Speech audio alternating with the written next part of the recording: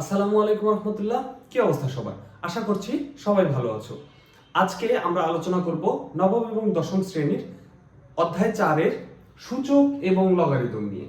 তো সূচক এবং লগারিদম জিনিসটা কি? সূচক এবং লগারিদম হচ্ছে অনেক বড় যে গুণগুলো আছে, অনেক বড় বড় যে হিসাবগুলো আছে, সেগুলোকে ছোট্ট আকারে লেখাকে সূচক বলে এবং এই সূচকের মাধ্যমে আর কি লেখা হয়, বুঝছো? তো যেই ফাংশনের মাধ্যমে লেখা হয় সেটাকে বলা হয় সূচকীয় ফাংশন। তো চলো আমরা দেখে নেই কিরকম হইতে পারে সূচকীয় ফাংশন। ধরো আমাকে 2 গুণন 2 গুণন 2 গুণন 2 দেওয়া আছে। তো এখানে কয়টা 2 লিখছি ভাইয়া? আমরা 4টা 2 লিখছি। মাঝখানে কি আছে? গুণ আছে। তাইলে গুণ থাকলে পাওয়ারগুলো যোগ হবে।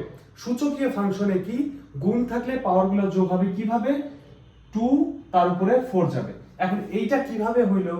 ধরো যে আমার কাছে একটা ফাংশন দেওয়া আছে a, তার উপরে পাওয়ার আছে m এবং মাঝে কি আছে? গুণ চিহ্ন আছে। আরেকটা ফাংশন দেওয়া আছে a, তার উপরে আছে n। তাইলে আমরা বলতে পারি a to the power m plus n। এটা বলতে পারি না? এইটা হচ্ছে আমাদের সূচকীয় ফাংশন। এটা কি?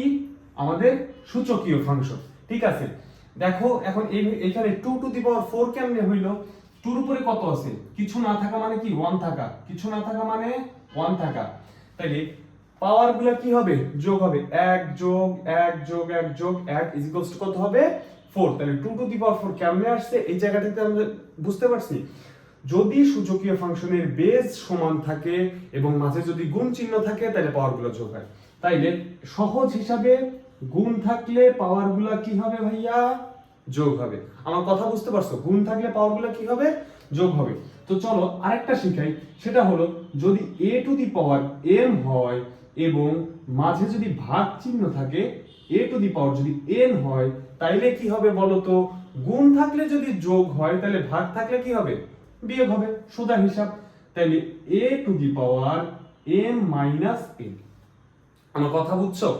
a to the power m minus n। আচ্ছা এইটা গেল। আমাকে যদি বলে যে a to the power m divided by a to the power m, এই ভাগ চিহ্ন থাকাও যা, এই ভাগ চিহ্ন থাকাও একই কথা। আমার কথা বুঝছো? এই ভাগ চিহ্ন থাকাও যা, এই ভাগ চিহ্ন থাকা একই কথা। তো তখন আমরা a টু দি পাওয়ার, এখানে কিন্তু m হবে, m হইলেও সমস্যা নেই, একই পাওয়ার থাকতেই পারে, অস্বাভাবিক কোনো কিছুই না। তাইলে এই ভাগ চিহ্ন থাকা একই কথা। তাইলে আমরা বলতে পারি a to the power m minus n। কথা বুঝছো? এরপর চলো চলে যাই আরেকটা সূত্রের, ছোট্ট একটা সূত্র। সেটা হলো যদি a to the power minus n থাকে, a to the power minus n থাকে, তাইলে আমরা কি লিখতে পারি বলতো? 1 by a to the power n। এইটা বুঝছো কি? কিভাবে লিখলাম? যদি আমাকে বলে যে a to the power minus 2, তাহলে আমরা কি করব? 1 বাই a স্কয়ার। এখানে আমি কি করছি?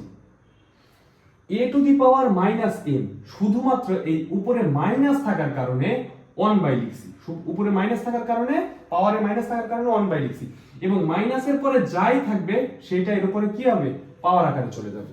আমার কথা বুঝছো? পাওয়ার আকারে চলে গেল। এরপরে যদি আমাকে বলে যে রুট a মানে কি? রুট a মানে কি তোমরা জানো কি? রুট a মানে কি?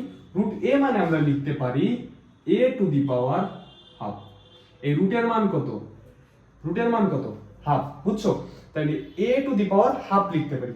তার মানে আমাকে যদি কোনো সংখ্যা বলে যে রুট ওভার 5, তাহলে root over 5 is equals to কি লিখতে পারি? 5 টু দি পাওয়ার হাফ।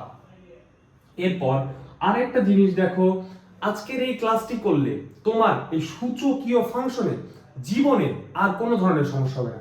শুধু ভাইয়া যে কথাগুলো বলতেছে এইগুলো মনোযোগ দিয়ে শুনবা এবং নোট করবা, এবং আজকের ক্লাসেই তোমার সবগুলো মুখস্থ হয়ে যাবে।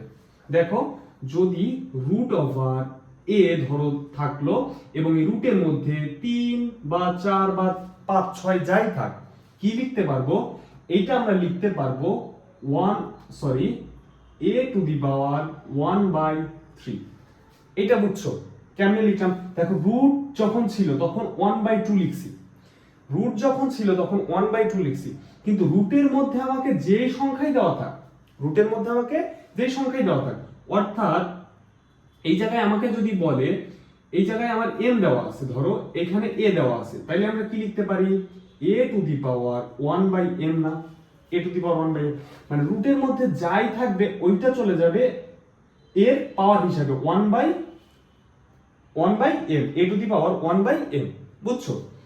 তাহলে কয়টা জিনিস শিখলাম?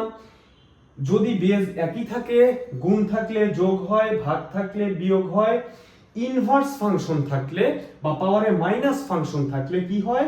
ভাগ আকারে চলে যায় 1/a two the power m, এবং মাইনাসের সাথে যেটা থাকবে সেটা এর পাওয়ারে চলে যাবে। আমার কথা বুঝছো?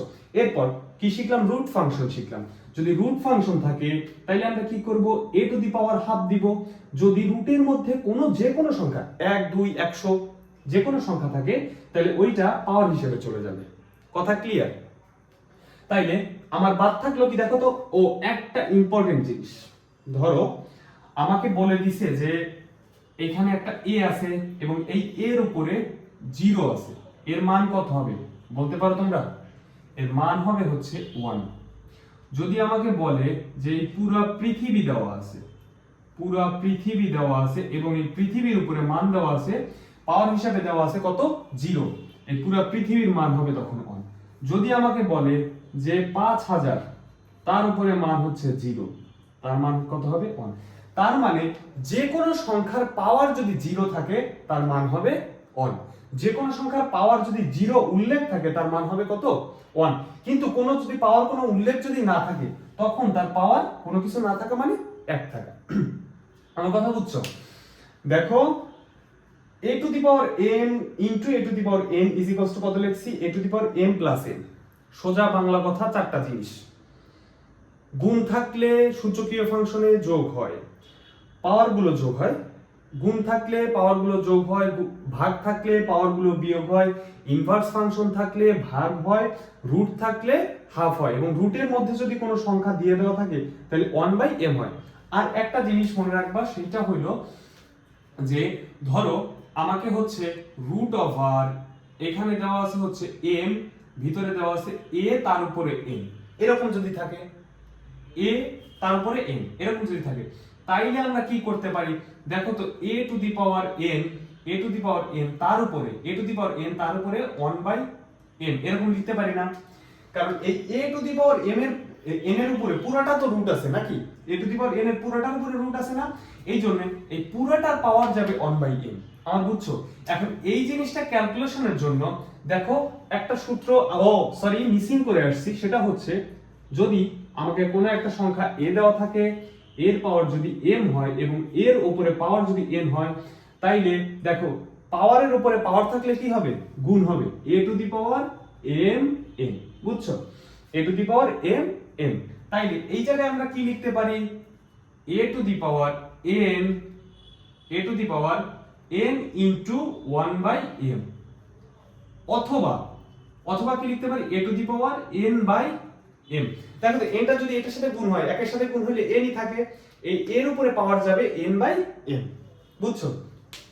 তো এই কয়েকটা জিনিস, মানে আমার বোর্ডে লেখা হয়তো বেশি লাগতেছে তোমার কাছে, কিন্তু এত সোজা জিনিস মানে এই পুরো নবম দশম শ্রেণীর বইয়ে এত সোজা জিনিস নাই। বুঝছো? গুণ থাকলে যোগ হয়, ভাগ থাকলে বিয়োগ হয়, ইনভার্স ফাংশন থাকলে ভাগ হয়, পাওয়ারের উপরে পাওয়ার থাকলে গুণ হয়, মানে পাওয়ারে গুণ হয়। তারপরে রুটের মধ্যে কোনো সংখ্যা থাকলে ওইটা এর উপরে যে সংখ্যাটা রুটের মধ্যে থাকবে তার উপরে পাওয়ার হবে 1/m। ওকে, যদি m থাকে। যদি কোনো সংখ্যার উপরে পাওয়ার 0 থাকে তার মান হবে 1। সূচকীয় ফাংশনে এর বাইরে আর কোনো কিছু আসবে না।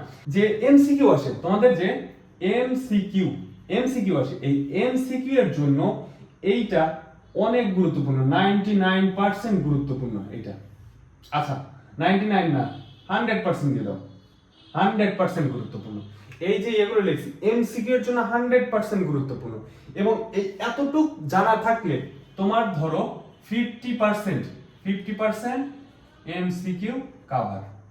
তার মানে এতক্ষণ আমি সূচক নিয়ে আলোচনা করলাম, সূচকের যে সূত্রগুলো আমি বলে দিলাম এগুলো তোমরা সুন্দর করে খাতায় নোট করে নিবা, আমিও সুন্দর করে এখানে নোট করে দিব, তোমাকে হচ্ছে আপলোড দিয়ে দিব সূচকের যে সূত্রগুলো আছে। 4টা সূত্র মাথায় রাখলে তোমার 50% এমসিকিউ কভার।